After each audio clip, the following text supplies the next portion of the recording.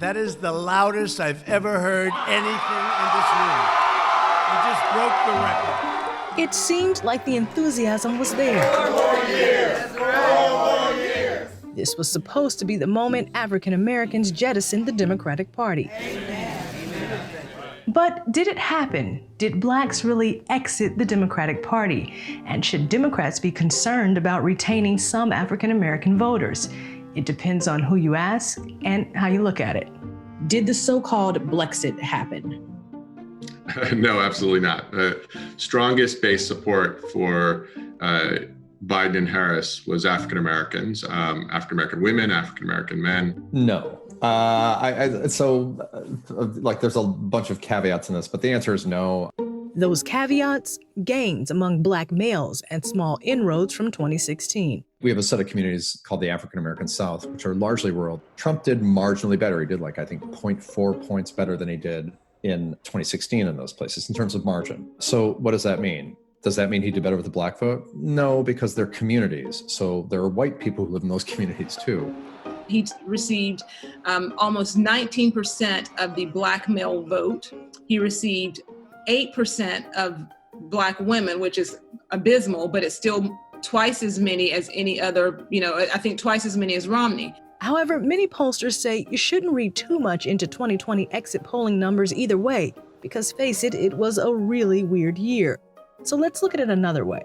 More than 60 African Americans ran for Congress under the GOP banner last year, a record high according to the RNC. But when it comes to victories, the number of black Republicans entering Congress in 2021 is unchanged from early 2018. I fought a good race, I would say that. I had the best team imaginable. Splintered author and National Federation of Republican Women Chair Vivian Childs lost her bid for Congress. According to the Center for American Women in Politics, she wasn't alone. 33 black or mixed-race Republican women ran for Congress in 2020. None of them won. Childs says changing that starts with greater support from the party. Just because you look like me doesn't mean I'm going to vote for you.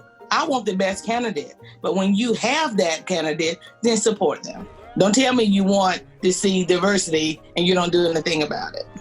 Only one black GOP woman has ever won Congress, Mia Love, and she lost her re-election after a bout with President Trump. Mia Love gave me no love, and she lost.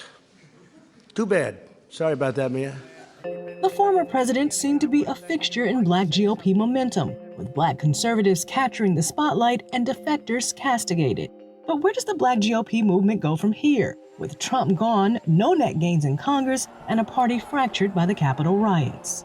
A letter obtained by Newsy in the wake of the events at the Capitol and endorsed by prominent black Republicans calls on the party to, quote, examine itself after losing the White House and Congress. His kind of in-your-face attitude attracted a lot of people, both black and white, to the party. And that's a good thing. I think where we stand right now is that his rhetoric and what's happened over the last, days in the Capitol will also be a reckoning. Amber Strong, Newsy, Washington.